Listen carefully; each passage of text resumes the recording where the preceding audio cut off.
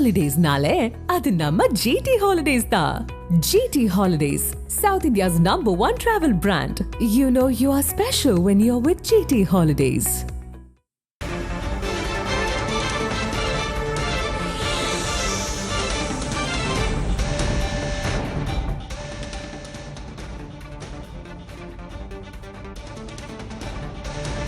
அமைச்சர் துரைமுருகனுக்கு எதிராக பிறப்பிக்கப்பட்ட பிடி வாரண்டை வருகின்ற செப்டம்பர் 15ற்குள் அமல்படுத்த சென்னை நீதிமன்றம் உத்தரவிட்டிருக்கிறது. அண்மை செய்தியாக பார்க்கிறோம். வருமானத்திற்கு அதிகமான சொத்து சேர்ப்பு வழக்கில் அமைச்சர் துரைமுருகனுக்கு எதிராக பிடி வாரண்ட் பிறப்பிக்கப்பட்டிருந்தது. இதை செப்டம்பர் 15ற்குள் அமல்படுத்த வேண்டும் என்று உத்தரவிடப்பட்டிருக்கிறது.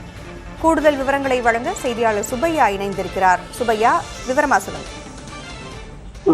அதாவது அமைச்சர் துரைமுருகன் மற்றும் அவரது மனைவி சாந்தகுமாரி ஆகியோருக்கு எதிராக லஞ்ச ஒழிப்புத்துறை வழக்கு பதிவு செய்திருந்தது.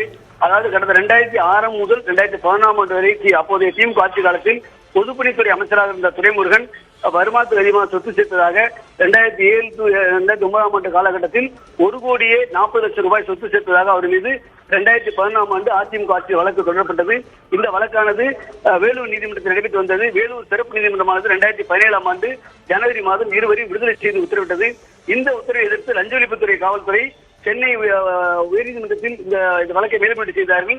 இந்த மேல்முறை வழக்கு உயர்நீதிமன்றமானது வேலூர் நீதிமன்றம் விடுவித்த உத்தரவை ரத்து செய்துவிட்டு இவர்கள் 20 மீதும் தொடர்ந்து வழக்கை நடத்த வேண்டும் என்று உத்தரவிட்டது. இதனைத் தொடர்ந்து இந்த வழக்கானது MP MLA வழக்குகளை விசாரிக்கக்கூடிய சென்னை மாவட்ட ஆட்சியர் அலுவலக வளாகத்தில் உள்ள சிறப்பு நீதிமன்றத்தில் வழக்கு விசாரணை நடைபெற்று வந்தது. இந்த வழக்கில் அமைச்சர் துரைமுருகனும் அவரது மனைவி சாந்தகுமாரி இருவரும் நீதிமன்றத்தில் ஆஜராகவில்லை. இதனைத் தொடர்ந்து நீதிமன்றம் அவரை நேரில் ஆஜர்படுத்துமாறு பிடிவாரண்ட் பிறப்பித்து உத்தரவிட்டிருந்தது. இந்த வழக்கு இன்று மீண்டும் விசாரணைக்கு வந்தது. அப்போது நீதிபதி பக்தேஸ்வரன் விசாரணைக்கு வந்தபொழுது அமைச்சர் துரைமுருகனின் மனைவி சாந்தகுமாரி நேரில் ஆஜராகி தனக்கு எதிராக பிறப்பிக்கப்பட்ட பிடிவாரண்டை திரும்ப பெற வேண்டும் மனு தாக்கல் செய்தார். இதனை ஏற்றுக்கொண்ட நீதிபதி சாந்தகுமாரிக்கு எதிராக பிறப்பிக்கப்பட்ட பிடிவாரண்டை திரும்ப பெற்றுக் கொள்வதாக உத்தரவிட்டார். ஆனால் துரைமுருகன் தரப்பில் ஆஜராகவில்லை. ஆகவே நீதிபதி இந்த வழக்கை செப்டம்பர் 15ஆம் தேதி தள்ளி வைத்த நீதிபதி அதற்குள் அமைச்சர் துரைமுருகன் தரப்பில் ஆஜராகாவிட்டால் அதற்கு எதிராக பிறப்பிக்கப்பட்டுள்ள பிடிவாரண்டை அமல்படுத்த வேண்டும் என்று உத்தரவிட்டுள்ளார் காவல்துறைக்கு. இதன் மூலம் காவல்துறை கைது செய்து அவரை ஆஜர்படுத்த வேண்டிய ஒரு சூழ்நிலை ஏற்பட்டுள்ளது. ஒருவேளை அமைச்சர் முன்கூட்டியே ஆஜராகிவிட்டால் இது தவிர்க்கப்படும், இல்லை என்றால் காவல்துறை அவரை கைது செய்து நீதிமன்றத்தில் ஆஜர்படுத்துவார்கள். நீதிபதி இந்த உத்தரவில் குறிப்பிட்டுள்ளார். தகவல்களை வழங்கியமைக்கு நன்றி சுப்பையா.